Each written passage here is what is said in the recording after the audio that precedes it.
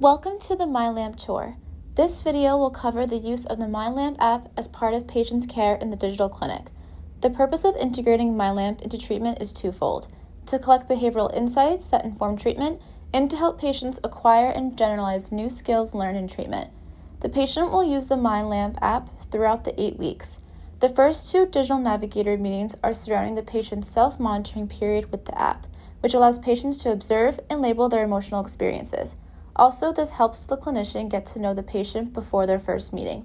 During the last 6 digital navigator meetings, patients will go over their data reports to see their progress and their thoughts on the collected data.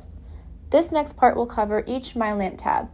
Feed is used for viewing scheduled activities. In the digital clinic, the weekly surveys are set on Mondays for all patients. Learn is typically dedicated to educational modules and population-relevant resources.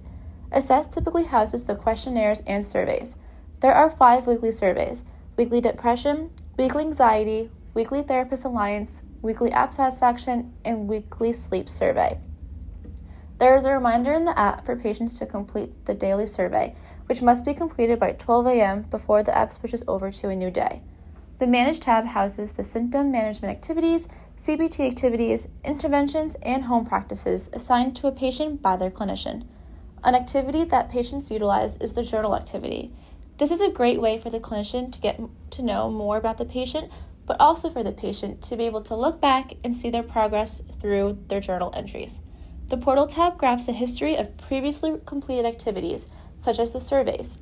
If a patient is using the mindLAMP app on their phone, their screen setup will look like this. Patients can click on the surveys on this page. It will enlarge to show the trend with the dates provided. For example, if the patient clicked on the weekly depression survey, this is what the graph looks like. This is an example of a weekly data report.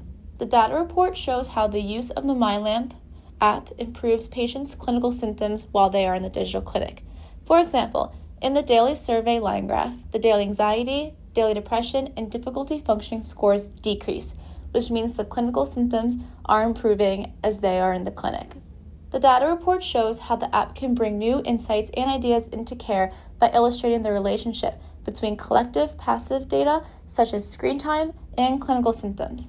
Note that screen time hours are collected without knowing what is on the screen or content. For example, in the visualizations of patients' daily, weekly, psychopathology, and passive features graph, the daily depression score decreased as the screen time decreased.